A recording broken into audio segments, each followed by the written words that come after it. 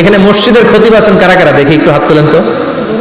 1 2 3 4 5 6 7 গুণে শেষ করা যাবে না, অনেক খতিব। আল্লাহ এই খতিবদেরকে তুমি কবুল করো, আর জোরে পড়েন আমিন। এই যে যিকরুল্লাহ ফাসআউ ইলা যিকরিল্লাহ দ্বারা আল্লাহ তাআলা জুমার খুতবাকে বুঝিয়েছেন। কি বুঝিয়েছেন? মনোযোগ আপনাদের আছে না গেছে? শেষ করে দেই। ফাসআউ ইলা যিকরিল্লাহ, আল্লাহর জিকিরের দিকে, আল্লাহর স্মরণের দিকে ধাবিত হও। এটা দ্বারা উদ্দেশ্য হচ্ছে জুমার খুতবা। আল্লাহ বুঝাতে চাইলেন জুমার খুতবা যাতে মিস হয়ে না যায়, এজন্য জুমার খুতবারে যেন তেন মনে করবেন না, এটা ওয়াজিব। জুমার নামাজ যেমনি ওয়াজিব, জুমার খুতবা দেওয়াও, কথা বলেন, জুমার খুতবা ওয়াজিব, শোনা ওয়াজিব, খুতবা দেওয়া ওয়াজিব। এই জন্য রব্বুল আলামিন জোহরের নামাজকে ফরজ করে দিয়েছেন 4 রাকাত। যেহেতু জোহরের নামাজের আগে পরে কোনো খুতবা নাই, জুমার দিন খুতবা আছে, তাই জুমার দিন 4 রাকাত থেকে কমিয়ে তিনি 2 রাকাত করে দিয়েছে। কি ব্যালেন্সড ইসলাম, কি ভারসাম্যপূর্ণ আমাদের জীবন বিধান। প্রতিদিন জোহরের সময় ফরজ কয় রাকাত, কিন্তু জুমার দিন ফরজ কয় রাকাত? 2 রাকাত কমাইলো কেন? খুতবা, সুবহানাল্লাহ করবেন না?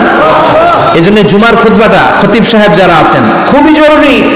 এটাকে খুব কনস্ট্রাকটিভ মোডে সমাজে তুলে ধরতে হবে, মানুষকে এডুকেট করতে হবে, ইনস্ট্রাক্ট করতে হবে। আপনাদের অনেক দায়িত্ব, you have huge responsibilities in your shoulder. আপনাদের অনেক দায়িত্ব। খতিব যারা, এটা ছোটখাটো কোনো রেসপন্সিবিলিটি না, এটা অনেক বড় দায়িত্ব। এজন্য জুমার দিন মানুষকে আপনার শিক্ষিত করতে হবে। এই জুমার খুতবা, জুমার আলোচনার সাথে পৃথিবীর কোনো আলোচনার কোনো মিল নাই, কারণ জুমার আলোচনা সব সময় অন টাইম, একটা নির্ধারিত সময় হয়। পৃথিবীর অন্য কোনো আলোচনা নির্ধারিত সময় হয় নাকি? কথা কন। আমরা বক্তারা নির্ধারিত সময় মাইক পাই? কথা কন।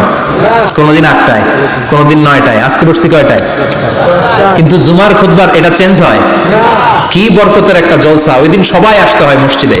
ফুল টাইম নামাজি এরা আসে, পার্ট টাইম নামাজি এরা আসে, বেনামাজি এরাও আসে, আস্তিক এরা আসে, নাস্তিক এরাও আসে, আওয়ামী লীগ আসে, বিএনপি আসে, জাতীয় পার্টি আসে, জামাত ইসলাম আসে, হেফাজতে ইসলাম আসে, তাবলীগের ভাইয়েরা আসে, পীরের মুরিদেরা আসে, সবাই আসে। তাহলে এটা জরুরি দিন না? তাফসির মাহফিলের সাথে জুমার একটা মৌলিক পার্থক্য হচ্ছে, তাফসির মাহফিল আমাদের ধরে রাখতে হয়। কি করতে হয়? ধরে না রাখলে শ্রোতা উঠে যায়। কিন্তু জুমার খুতবা কি ধরে রাখা লাগে? কথা কন। ওঠার সুযোগ আছে, কারণ সামনে কি জুমার নামাজ। সুবহানাল্লাহ বলবেন না? এটা অনেক জরুরি।